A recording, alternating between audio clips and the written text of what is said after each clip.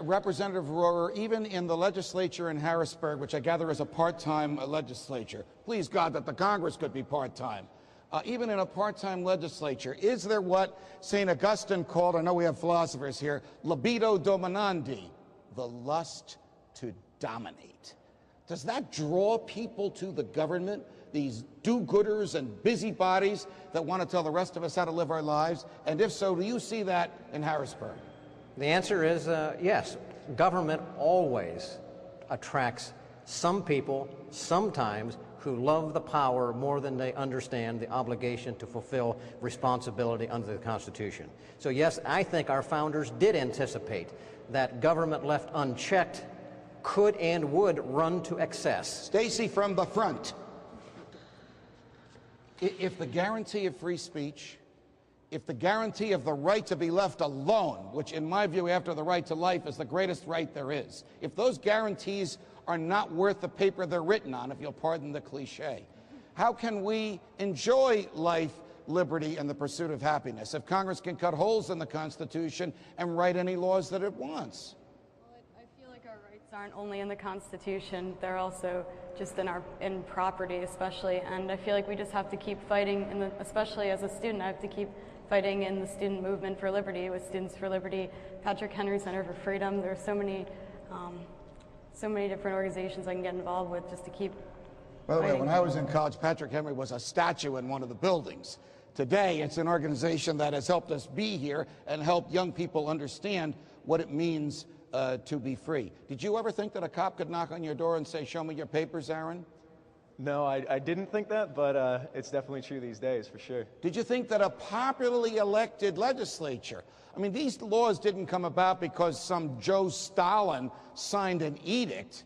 Granted, George Bush scared the daylights out of the Congress. There was no meaningful debate in the Senate on the Patriot Act. There was no debate whatsoever in the House on the Patriot Act. They had 15 minutes to read a piece of legislation that was 320 pages long, which I've read 3 times, and it takes me 20 hours each time I read it to do so. Did you think that the people we sent to Washington who work for us would go there and take away our freedoms? No, I don't think they did, and I think a lot of them are either caught up in either the power or the benevolence of government. They think they're doing the right thing, but they're not.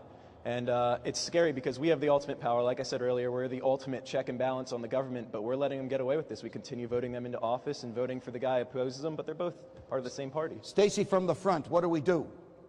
When the cop asks you for his papers, do you refuse to show them? When the Democrats and the Republicans are basically in favor of the same thing, who do you vote for? What do we do when there's one party in this country and it's just a lust for power? Well, I think you have to educate yourself on your rights, know them, and practice them. And there is this thing called the Second Amendment that we should all learn about. That could protect us.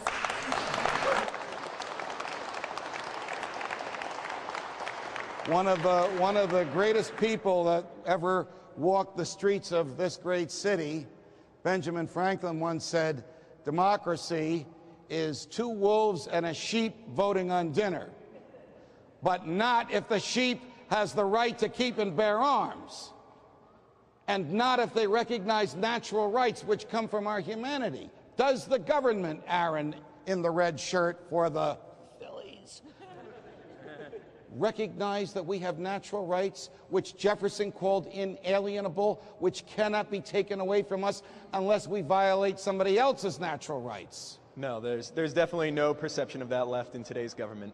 Most representatives today think rights are written in the Constitution. They can simply be written away or amended away or ignored. When I argue about and discuss the natural law, Jacob Hornberger, with members of Congress, they do look at me like I have 2 heads. They really believe that there is no restraint on their ability to legislate. Why is that? I think it's what these other panelists have said. It's this thirst for power, this quest for power. I think when we get to the point where government officials fear the citizenry more than the other way around, then all of a sudden you're going to see people behaving as servants, which is really all they are. They're just servants. But they're acting like our masters because we're all sitting here cowering in fear. With the, go ahead. The other thing is that, you know, it's interesting hearing these panelists talk about these concepts because this national ID card is exactly what the Soviet Union stood for. It's what China stands for. I've traveled in Cuba where I needed my little ID card to travel around the country. That's what they're going toward in this country, is a Soviet-style, Cuban-style totalitarianism. Do you think that the legislature in Harrisburg would ever resist the monster from Washington?